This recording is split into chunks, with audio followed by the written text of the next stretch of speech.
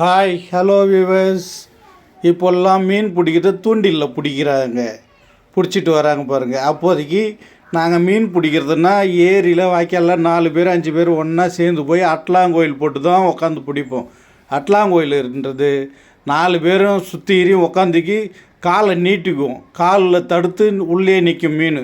அப்போ ஒரு செடி ஓரமாகவோ இல்லை கரை ஓரமாகவோ 4 பேரும் ஒன்றா நவுந்து போவோம். 4 பேரோட காலும் ஒருத்தரோட காலும் இன்னொருத்தரோட காலில் சேர்ந்து இருக்கும். அந்தமாரி அப்படியே சக்கரை மாரி அப்படியே ரவுண்டாக நவுந்து போய் உக்காந்து அப்படியே சேத்துல அமைக்கி அமைக்கி குறவை, ஜிலேபி, கெளுத்தி,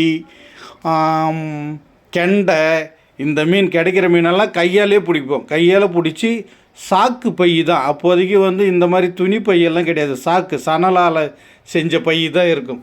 அந்த பையில் பிடிச்சி போட்டு கரையில் எடுத்தாந்து கொட்டி அந்த பிளாரெல்லாம் எடுப்போம். அந்த மேலே இருக்கிற செதிலுங்க எல்லாத்தையும் அப்படியே சாம்பலுங்க கிடக்கும், சாம்பலில் வச்சு தீத்தி எடுத்து சுத்தம் பண்ணி அங்கே கிழிக்கெல்லாம் முடியாது. அதனால் கை ஆள்காட்டி விரலை வாய்க்குள்ளே விட்டு அதோட குடலெல்லாம் எடுத்துகிட்டு சுத்தம் பண்ணிவிட்டு நல்லா நெருப்பில் போட்டு சுட்டு அழகாக கும்பலாக உட்காந்து சாப்பிடுவோம். அவ்வளோ ருசியாக இருக்கும். மீன் இது நாட்டு மீன், நம்ம காவாய்க்கால் பிடிச்சது, கால்வாயில் பிடிச்சது, நல்ல கண்ணுக்கு ரொம்ப நல்லதுன்னு சொல்லுவாங்க நாட்டு மீனுங்க. அப்போ பிடிச்சிட்டு அழகாக அதை சுட்டு எல்லாம் கும்பலாக உட்காந்து சிரித்து பேசிக்கின்னு விளையாடிக்கின்னு சாப்பிடுவோம். நேற்று போய் ஓடையில் மீன் பிடிச்சிட்டு வந்தோம். அதை நாங்கள் இப்போ கிராமத்து ஸ்டைலில் எப்படி வைக்கணும்னு வைக்க போகிறோம். பாருங்கள், எண்ணெய் காஞ்சிச்சு, வடகம் போட போகிறோம். வடகம் போட்டு அப்புறம் பூண்டு போடணும். பூண்டு போட்டு கொஞ்சம் வதங்கின பிறகு வெங்காயம் போடணும்.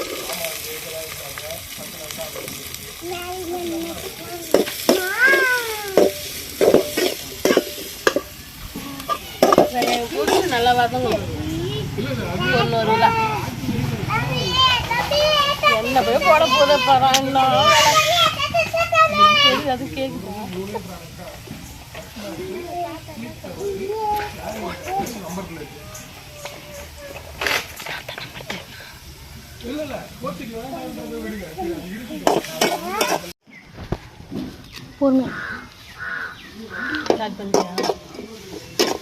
வெங்காயம் வதங்கிடுச்சு, தக்காளி போடணும்.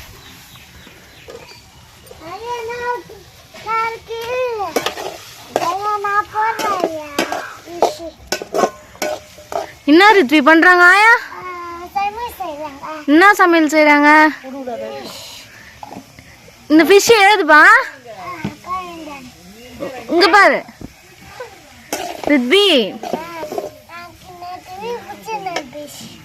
எங்க போய் பிடிச்சிட்டு வந்தாங்க? எங்க?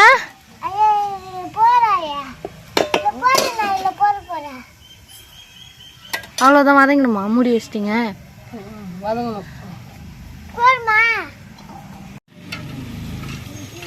ஒரு எலுமிச்சம்பழம் சைஸ் புளி இருக்குமா? ஒரு எலுமிச்சம்பழம் சைஸ்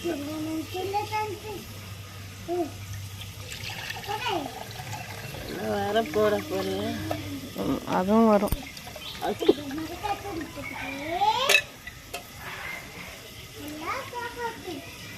எத்தனாங்கறியா?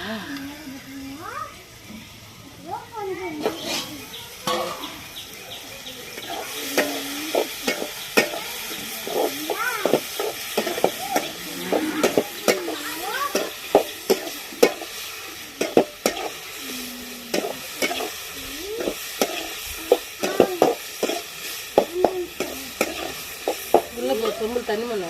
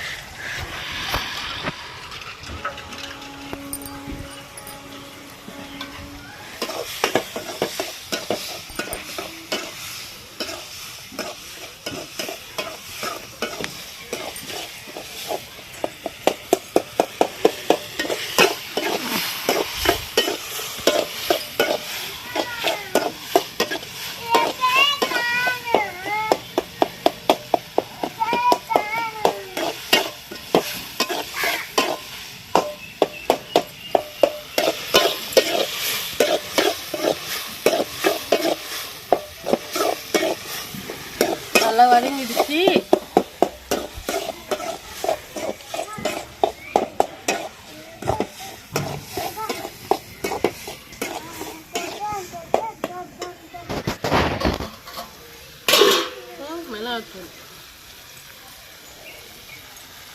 அது வீட்டில் அரைச்ச மிளகாத்தூளா?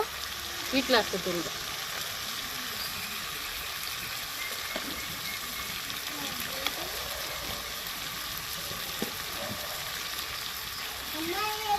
புளி கரைச்சி வச்சுக்கிறோம்னா அது எடுத்து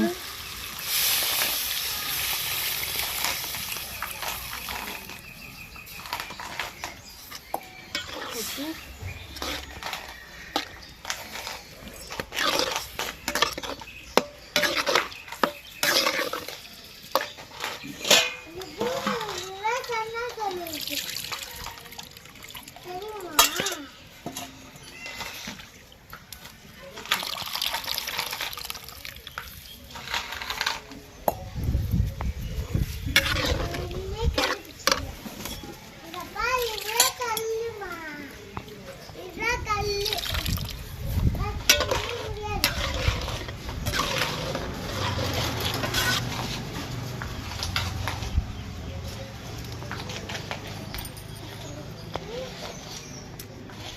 சூப்பராக இருக்குது.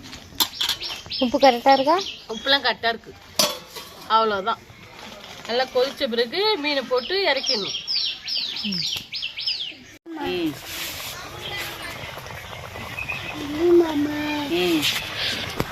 அம்மா வாங்க, குழம்பு நல்லா கொதிச்சிருச்சு.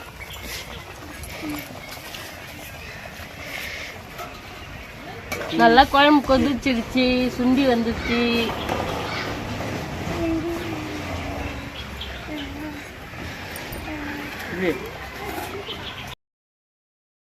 கொதிச்சிருச்சு. மீனை இப்போ போடணும்.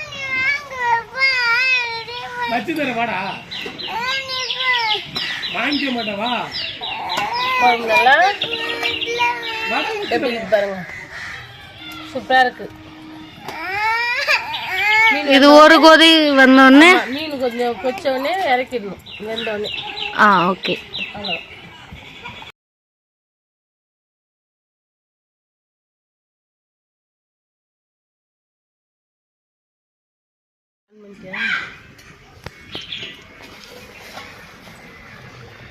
குழம்பு சுண்டிடுச்சு, ரெடி ஆயிடுச்சு. சாப்பிட்டு பார்த்துட்டு எப்படி இருக்குன்னு சொல்லலாமா? சாப்பிட்டு பார்த்து எப்படி இருக்குன்னு சொல்லலாமா?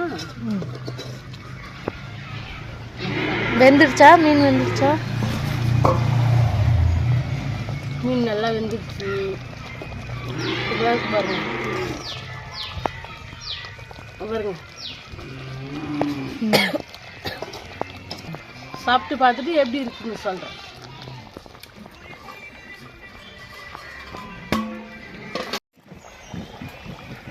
கஞ்சி எடுத்து வரலையா?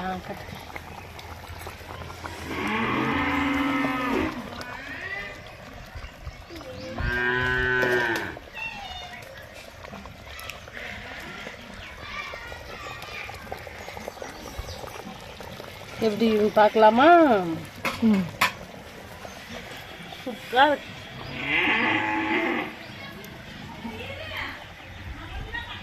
சூடாக இருக்கு.